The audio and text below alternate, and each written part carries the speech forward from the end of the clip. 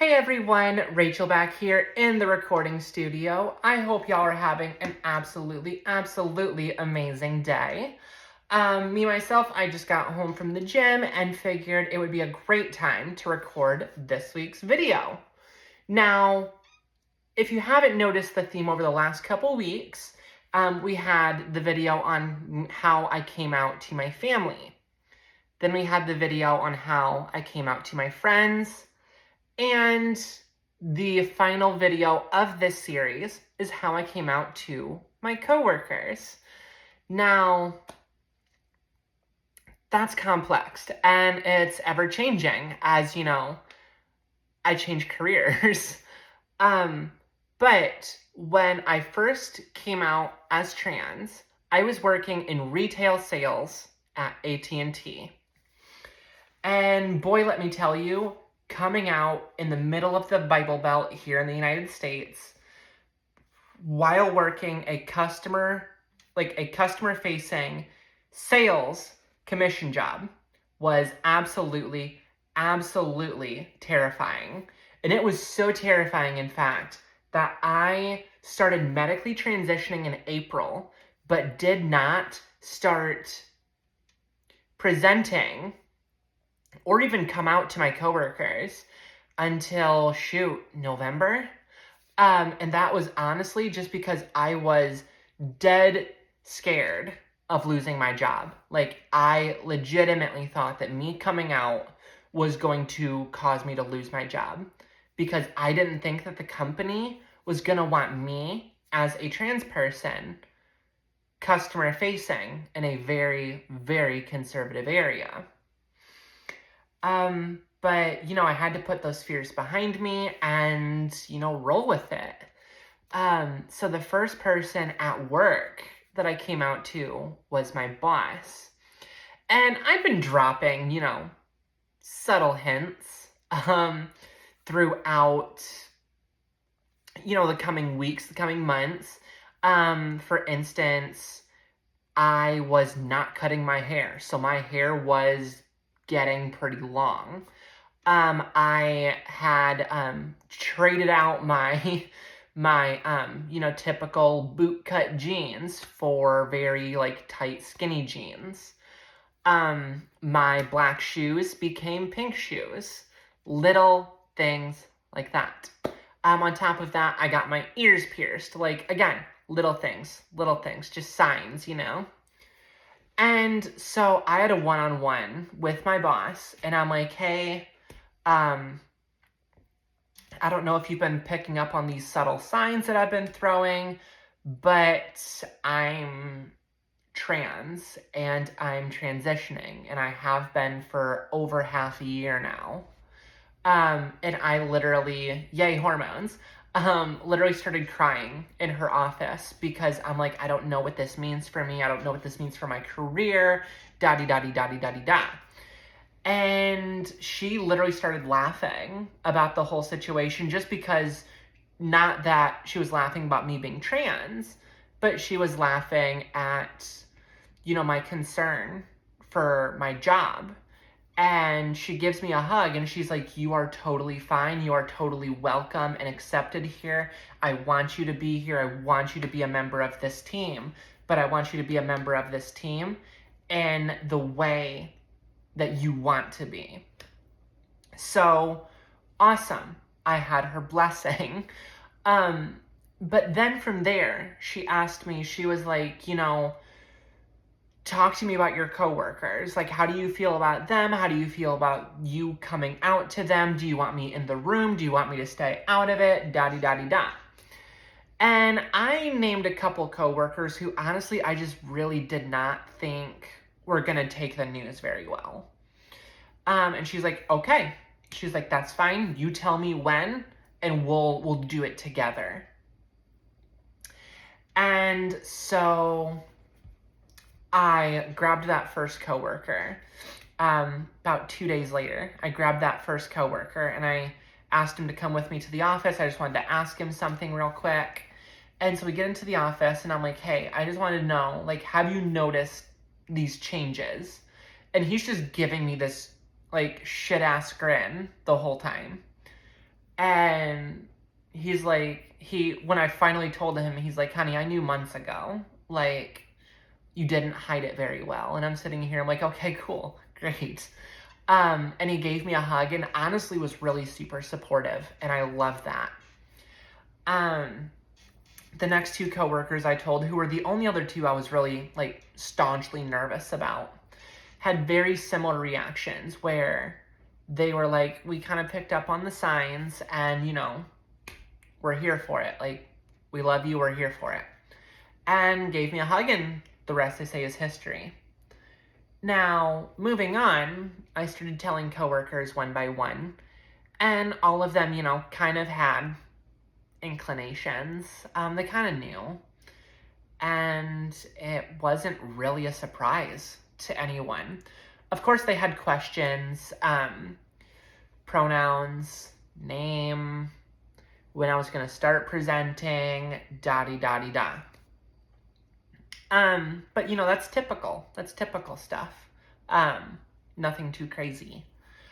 I did have one coworker who, when I told him, refused to make eye contact with me and told me, you're going to have to give me time to get used to this.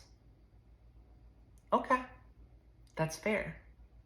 It's totally fair. Like, I understand that. They'd known me for, you know, about a year as one name, and we were changing name, we were changing pronouns. So yeah, I understand, you know, needing a little bit of time to adjust, but he made those adjustments. He might not have liked it. He might not be, you know, the most staunch supporter of the trans community, but in the building, he respected me as a coworker and as an individual. And you know what? That's great. Like, when I go to work, I'm not asking for everyone to be my friend. I'm not asking everyone to understand me. What I am asking is for mutual respect as a person. And that's what we had. And it was great. It was fantastic. Now, eventually, I did leave that store and I transferred to a different location. Now, in that different location, I was in a leadership position, and that had its whole different bevy of issues because I wasn't passing, not even slightly. And so that had its own bevy of issues. I didn't come out, so to speak. If someone asked me about it, I wasn't gonna lie. But I didn't, like, feel the need to go to everyone and be like, hey, I'm trans, do you have a problem with it? Because that wasn't an option. Like, I was a supervisor.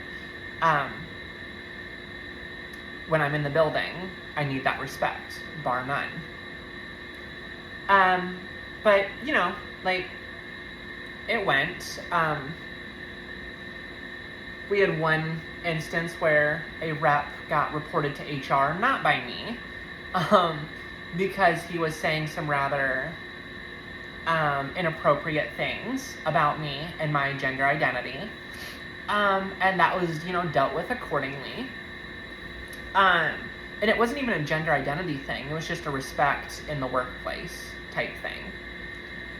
But eventually, I decided I wanted to get out of management so I could get closer to home. And I went to my third location within AT&T. Now, this location here, I really didn't have any big issues. People knew, but it was fine. But people did know because my assistant manager decided to tell everyone before I arrived, hey, we have this new coworker starting, her name's Rachel, just FYI, Rachel's trans, so if you say anything stupid or transphobic, just know you're putting yourself in a dangerous position. Which, I mean, I don't know. It was nice that he did that to avoid me having confrontations with people, but honestly, like, I wish he hadn't, purely because I didn't want to be Rachel the trans girl. I just wanted to be Rachel. I just wanted to blend in and be a person. That's always my goal, to just be a person. Don't get me wrong, being trans is part of my identity. It's part of who I am. But there's a lot more to me than just that. And that takes me to kind of where I am now. Now I work in banking. I got out of retail, and now I work in banking. If you follow me on Instagram, you know what bank I'm at. But honestly, the topic of me being trans, the topic of my gender identity, is something that has not come up at the bank. And you know what? That's how I want it. Because when people see me, when my coworkers see me, I want them to see Rachel. I don't want them to see Rachel, the trans girl. And, you know, I'm sure the bank knows. Like, I'm sure my coworkers know. There's days I come in when I am a groggy mess and my voice is 10 octaves lower. Not 10 octaves, but you know. But it's, you know, significantly lower. And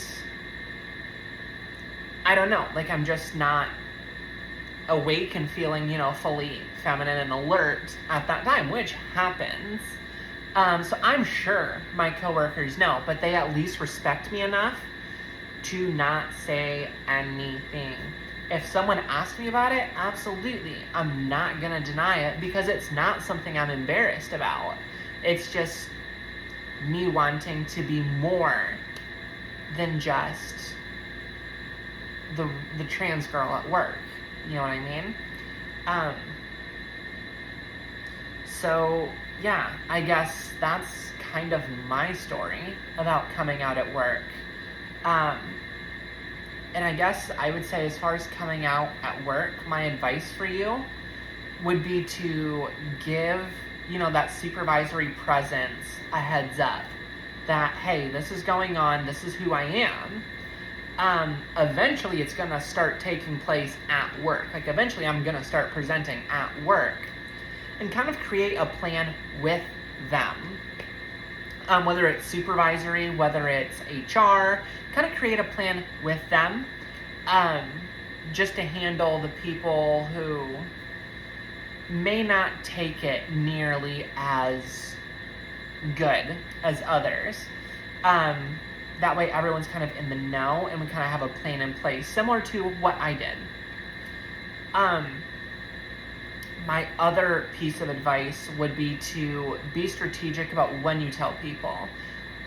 For instance, I told the people, I had those conversations with my supervisor, but then after that I started telling the people who I knew would be more supportive, so that if someone wasn't supportive, I at least had, you know, backup.